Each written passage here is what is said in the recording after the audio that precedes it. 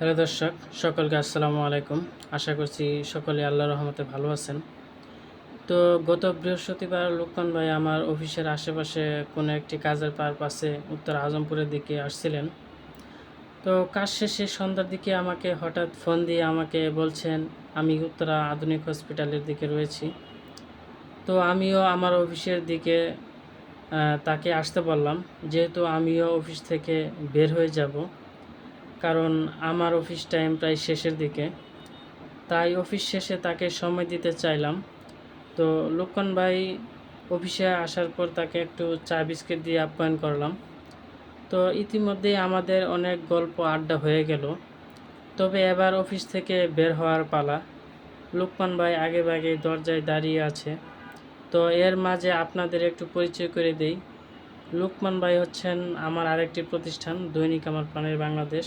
তো তিনি প্রাণের বাংলাদেশের সিনিয়র স্টাফ রিপোর্টার। তিনি অত্যন্ত ভালো মনের একজন মানুষ। এমনকি দৈনিক আমার প্রাণের বাংলাদেশের সম্পাদক আবদুল্লাল মামুন স্যার এবং রবিউল আলম রাজু ভাই, নুর ইসলাম ভাই এবং আশেপাশে যারা সকলে আছে তাদের সাথে আমাদের অন্যরকম একটা বন্ডিং। তো সবাইকে জানাই শুভেচ্ছা। তো এবারও অফিস থেকে বাইরে বের হলাম। আমরা হাঁটতে হাঁটতে আজমপুর থেকে বিএনএস পর্যন্ত চলে আসলাম। তো এবার এখানে এসে হাসি ডিম দিয়ে দুজনে মিলে সন্ধ্যার একটু নাস্তা করে নিলাম। তারপর চলে আসলাম উত্তরা আধুনিক হসপিটালে, কারণ লোকমান ভাইয়ের রুমমেট কয়েক বছর পূর্বে একটি অ্যাক্সিডেন্ট করেছিলেন। সেই অ্যাক্সিডেন্টে তখন রড পায়ে ভরেছিলেন, সেই রডটি আর কি বের করে নিচ্ছেন এখন। তো তবে এখানে লক্ষ্য করলাম ইমার্জেন্সি গেটের সামনে একটি কুকুর এবং হসপিটালের ভিতরে আরেকটি কুকুর। তো কুকুরগুলো খুব হিংস্র মনে হচ্ছে, কারণ যাকে তাকে দেখছে এমনভাবে চিল্লাচ্ছে, মনে হচ্ছে কামড় দেওয়ার মতো অবস্থা।